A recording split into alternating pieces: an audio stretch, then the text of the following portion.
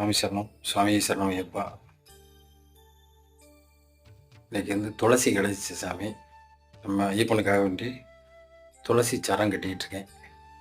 துளசி கிடச்சிச்சின்னா நம்ம வீட்டில் சாமி கும்பிடும்போது நம்ம வீட்டில் இருக்க ஃபோட்டோவுக்கு மேக்ஸிமம் வேறு மாலையோ பூவோ போடுறது போய் துளசி கிடச்சிச்சின்னா வாங்கி சரமாக கூட கட்டி போடுங்க, ரொம்ப சிறப்பாக இருக்கும்.